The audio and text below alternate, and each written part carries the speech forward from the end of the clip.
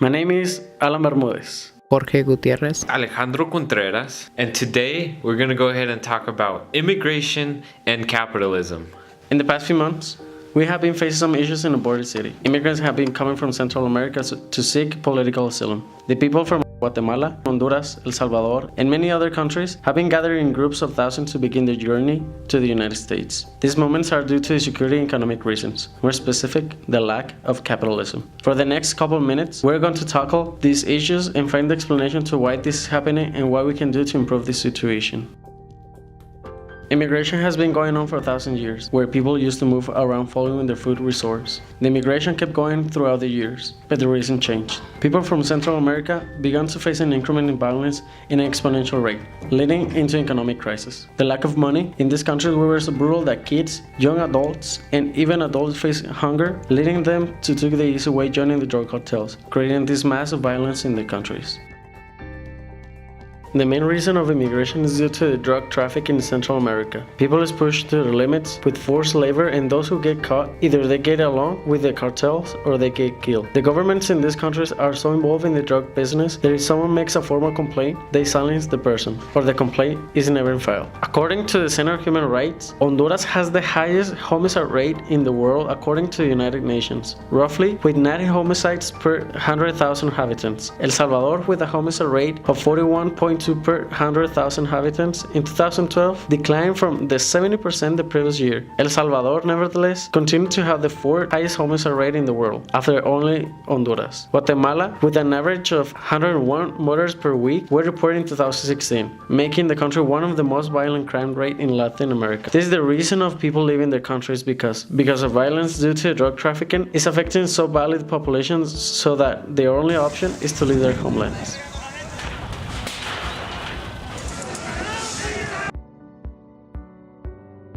The second reason of this is the economic crisis. The average income for Central America is over $6,000, making one of the poor incomes in Latin America. The economy in Honduras is based on agriculture. El Salvador is based on agriculture and industry, but still one of the lowest incomes. And last, Guatemala is based on agriculture and export of their products. Also, the Northern Triangle received aid from the US. Honduras received $48 million, El Salvador received $18 million, and Guatemala received $24 million. The money is destined to help the country to overcome their situation and keep going. But the real question here is, where is the money this country received? Right now, the situation is very critically because there is a lack of jobs in this country, making them hard to live. We come up with the conclusion that the governments are so corrupted, they are not transforming the money into jobs or even infrastructure for the cities. Making this point, create this government a type of dictatorship. The lack of capitalism in this country affects in every single way the life of millions of families with the poorest salary. Taking the only option, they leave their countries to seek a better future for their families. Now let's expand it into how the lack of capitalism affects these countries.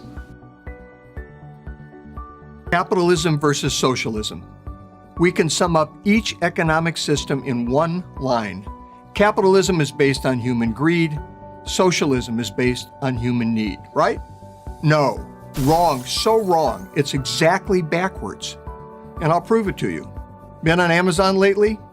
Each of the thousands of products Amazon offers represents the work of people who believe they have something you want or need. If they're right, they prosper. If they're wrong, they don't. That's how the free market works.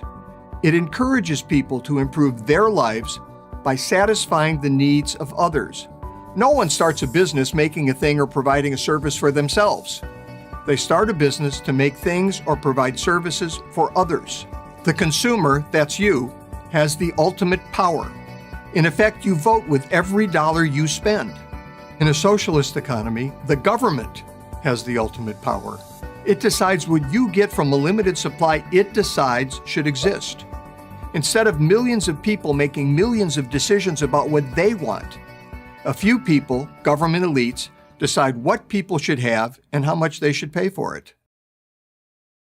Let's talk about Venezuela, for example. Venezuela was once a South American country with a promising future. It had a functioning democracy, a developing economy, and a growing middle class. The future of its education, healthcare, and even foreign investment was looking bright. But now such future looks bleak. Such promise is gone. A once thriving country is now a failed state, a shadow of its former self. Things such as water, power, to the most of the basic consumer goods such as bread and toilet paper are short supply. Crime has reached a level far beyond safe. Freedom such as freedom of speech and press are non-existent. Democracy have been replaced by a virtual dictatorship.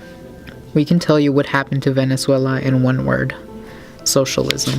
In 1999, candidate for President Hugo Chavez promised the people of Venezuela a socialist paradise. Chavez said, "Venezuela is a nation of great wealth, but it's being stolen from its citizens by the evil capitalists and evil corporations." He promised people to change this if he got elected. He did. Under Chavez, the government took over all industry. He assured his people that the government would run these businesses better than private enterprise, and that profits would be shared by the people. His ideas were all supported by the governed. Soon, he canceled contracts with various oil and gas companies, also demanding higher royalties from them. When they refused, he told them to leave, and they did. You see, the thing with socialism is that it always works in the beginning. In the beginning, it's easy for governments to confiscate money, but eventually there's no money to confiscate because industry moves on. Many left the country altogether. Chavez refused to give up power and continued to poison his country until he died in office in 2013. If you don't think this can happen here, you're fooling yourself. When people get used to depending on the government, no matter how poor they remain, that dependency is hard to break. Don't buy the socialist lie. It'll ruin your country like it did Venezuela and the many countries these migrants are coming from.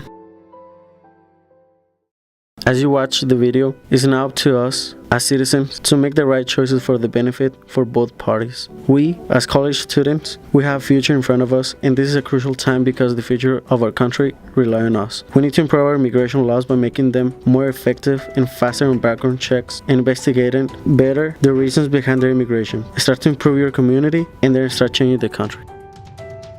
Forming part of the generation of the future comes with a responsibility to inform ourselves before we elect who will represent us. Regardless of what your stance is, most media outlets have an agenda that they want to push. The drawbacks of our economy are largely due to government intervention and regulations. We live in a crony capitalism where capitalism isn't embraced. We encourage people to visit alternative media outlets for information. An outlet without an agenda that will publish the truth and the reality of the situation. An outlet for the people, by the people.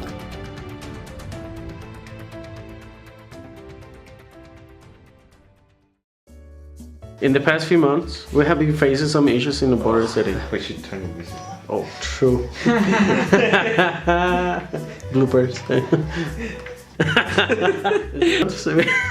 Okay, I'll hide. Okay.